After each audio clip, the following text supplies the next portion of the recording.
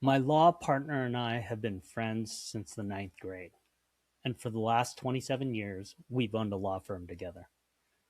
We've hired a lot of trial lawyers, and we've had to let a lot of them go.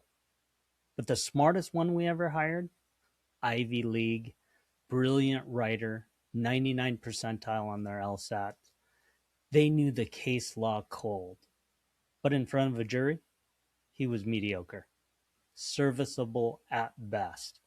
And the reason why will tell you more about trial law than anything they teach you in law school. This lawyer had everything on paper: top school, years of experience, articulate, could find evidence in case law nobody else could. But he was on a different wavelength than his clients. He couldn't connect with them. He couldn't really hear them.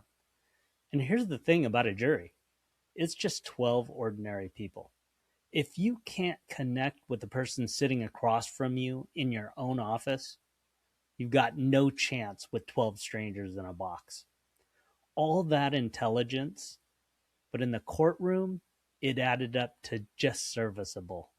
He could do the job, but he was never going to be great at it because connection, not brain power, is the currency of a jury trial.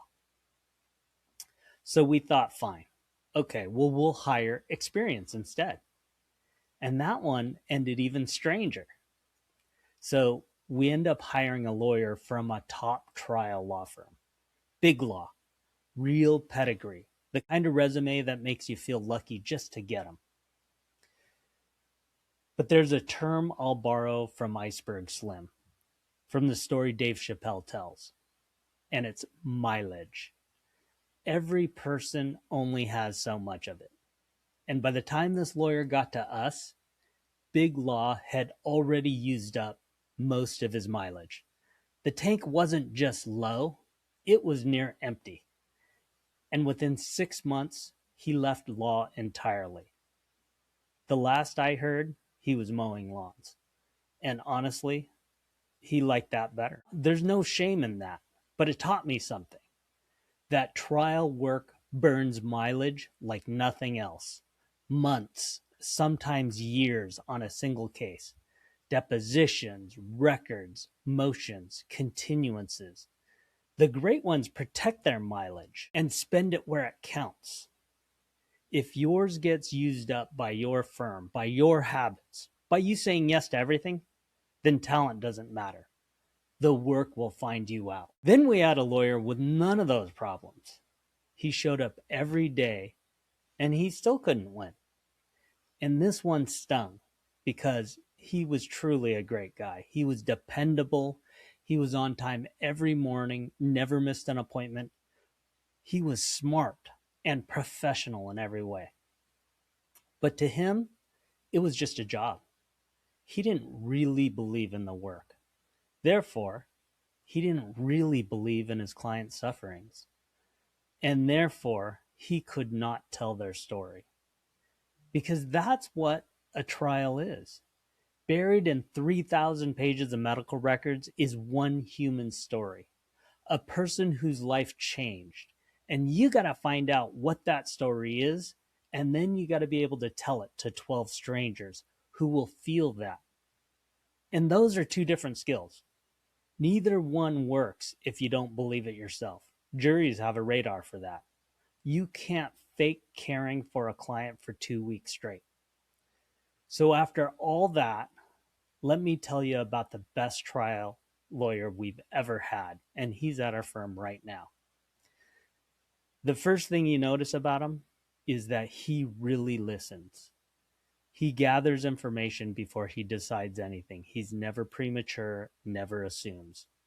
His discovery is meticulous. He asks questions and then more questions, and he doesn't ever leave a topic until he truly understands it. He's not afraid to work, and he's competitive. He'll bump heads with anyone on who's more intelligent, who can outwork whom. He doesn't like to lose, and that's fuel, not ego. He also has faith.